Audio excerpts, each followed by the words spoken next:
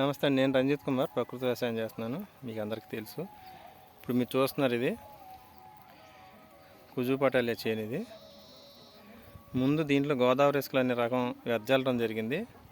వెజ్జల్లినప్పుడు వర్షాలు సరిగ్గా పడక నీరు అంతగా అది చనిపోయింది, మొక్క ఎండిపోయింది. అప్పుడు తర్వాత మళ్ళీ నార్మల్ పోసి కుజుపటాలే తక్కువ రోజుల్లో రావాలి కాబట్టి లైన్ ఉడుపు అంటే లైన్ సోయింగ్ బెంగాల్ వాళ్ళతో నాట్లు వేయించాం.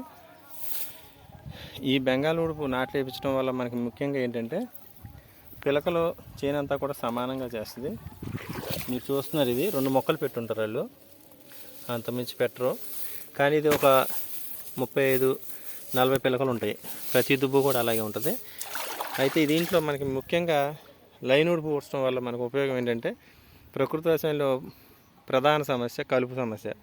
అది ఇప్పుడు నేను మీకు చూపిస్తాను, దుబ్బు చూపిస్తాను. ఇప్పుడు చూస్తున్నారు కదా, ఇక్కడ ఈ దుబ్బు అన్నిటికంటే ఎత్తుగా ఉంది, మంచి బలంగా ఉంది. అయితే ఇప్పుడు దీంట్లో ఇదిగోండి, ఇక్కడ ఉన్నది ఇది మాత్రం వరి మొక్క, కుజుపటాలే వరి మొక్కలు. ఇవి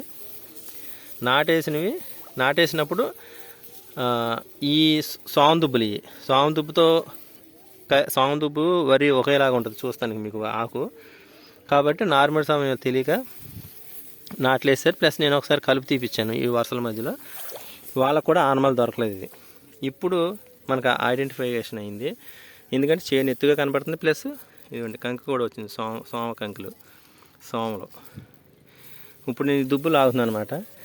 అయితే ఇందులో ఆల్రెడీ ఇన్ని దుబ్బులు లాగాను. ప్లస్ ఇదేంటంటే దీన్ని ఆపేసి, వరి మొక్క ఎదుగుదలని ఆపేసి దీనికంటే ఫాస్ట్గా ఇది పెరిగింది. చూడండి మీరు, కలుపు మొక్క లేని దుబ్బు ఎలాగుంది వరి దుబ్బు, కలుపు మొక్క ఉన్న వరి దుబ్బు ఎలా ఉంచండి. దీనికి ఛాన్స్ ఇవ్వలేదు అది ఏరు.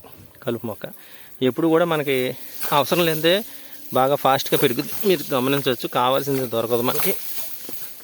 ఇప్పుడు దీన్ని లాగటం వల్ల వరి మొదలు కూడా డిస్టర్బ్ అవుతుంది కొంత, అయినా కానీ తప్పదు. ఎందుకంటే ఇవి గింజలు వచ్చినాయి అనుకోండి, చేను అంతా మళ్ళీ నెక్స్ట్ పంటకి విత్తనం తయారవుతుంది అనమాట.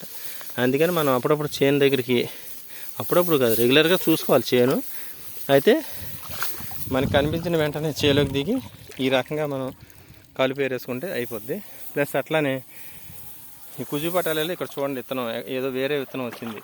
ఇది కొంచెం తయారైన తర్వాత ఆ దుబ్బు కోసేస్తే అక్కడికి ఈ గింజలు మనకి బియ్యం ఆడించినప్పుడు వస్తాయి.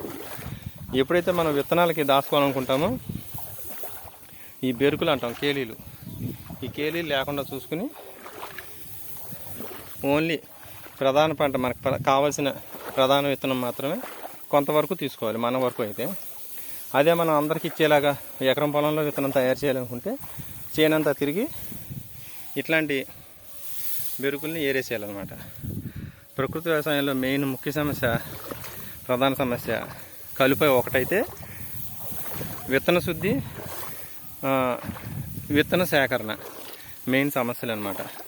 మీరు బయట రైతుల దగ్గర ఎవరి దగ్గర తీసుకున్నట్లయితే, విత్తనం తీసుకున్నట్లయితే దాన్ని వాళ్ళు మీకు విత్తనం అని చెప్పి అమ్మినా మీరు దాన్ని ధాన్యం కింద లెక్కేసుకుని పొలంలో నాటుకుని అందులోంచి మీరు కావాల్సిన, ఇప్పుడు సపోజ్ కుజుపటాలే విత్తనం తీసుకుందాం, ఎవరికైనా తీసుకున్నారనుకోండి, నా దగ్గరే తీసుకున్నారనుకుందాం.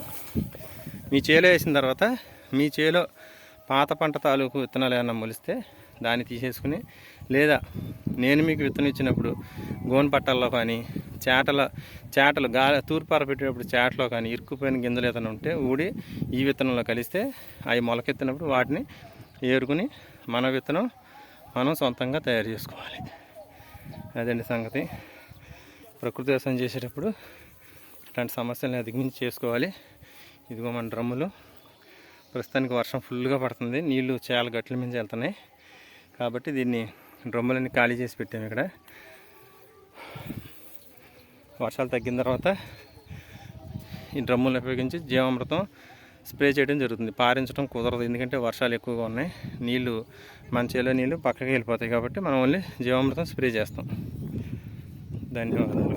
వీళ్ళు ఇక్కడ మాకు పక్కన తుమ్మ చెట్లు ఉన్నాయి, అడవి పందులు పట్టుకుంటానికి వచ్చారు. పంట పొలాలను కూడా పాడు చేస్తుంటాయి అడవి పందులు. పంట పొట్ట మీద ఉన్న పొట్ట తినేయటం, ధాన్యం రాసులు పోసినప్పుడు ధాన్యం రాసులు తినేయటం చేస్తూ ఉంటాయి అన్నమాట. చూడవచ్చు, ఇక్కడ వల పన్నారు. వాళ్ళ పైన ఒక పక్క నుంచి తోలుతున్నారు మిడ్లు అందరూ వాళ్ళ గ్యాంగ్. అడవి పందులు పడతాకు వచ్చిన మిఠాయిలంతా.